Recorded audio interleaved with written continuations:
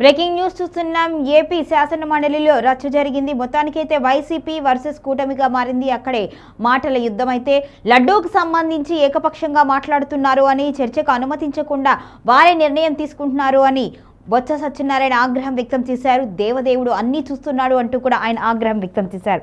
మొత్తానికైతే మండలిలో లడ్డూ ప్రసాదంపై చర్చ తీవ్ర స్థాయికి చేరుకుంది. దీని మీద టీడీపీ యూటర్న్ తీసుకున్నట్టుగా బొత్స సత్యనారాయణ ఆరోపిస్తున్నారు. మండలి ఎజెండాలో లడ్డూపై స్వల్పకాల చర్చగా పేర్కొన్నారు సెక్రటరీ జనరల్.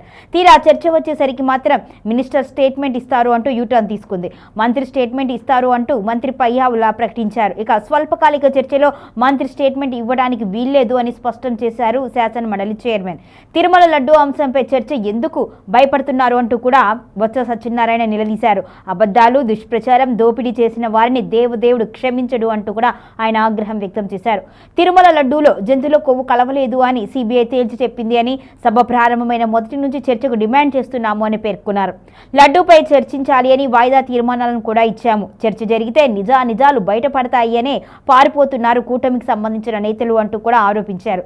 ఇక తిరుమల లడ్డూపై ఎప్పుడైనా చర్చకు సిద్ధము అని వెల్లడించారు. తీరా చర్చ పెట్టాక ప్రభుత్వం స్టేట్మెంట్ ఇవ్వడం ఏంటి?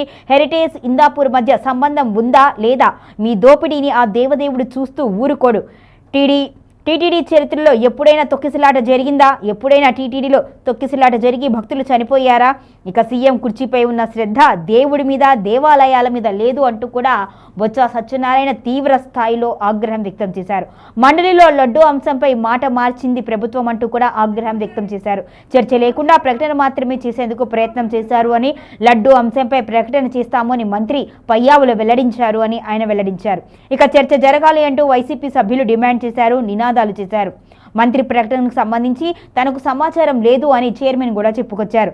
ఇక లఘు చర్చలో ప్రతిపక్షానికి తొలి ప్రాధాన్యత ఇవ్వాలి అని చైర్మన్ అన్నారు. స్టేట్మెంట్ తర్వాత చర్చ చేపట్టాలి అని మంత్రి పయ్యావులు కూడా పట్టుబట్టారు. స్టేట్మెంట్ ఇవ్వడంపై కూడా చైర్మన్ అభ్యంతరం వ్యక్తం చేశారు. మొత్తానికి ఈ గందరగోళ పరిస్థితుల మధ్య ఇక రేపటికి వాయిదా పడింది శాసన మండలి.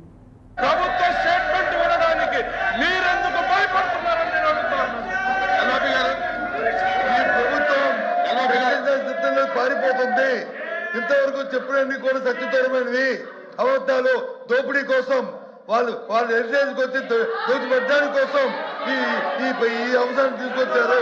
ఆ దేవదేవుణ్ణి అబాధలు సృష్టించి వీళ్ళ ప్రభుత్వం కోసం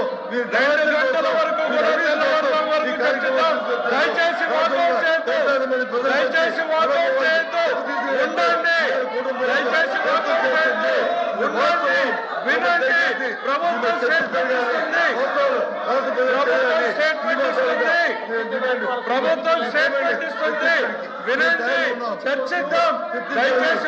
దయచేసి ఎందుకు భయపడుతున్నారు?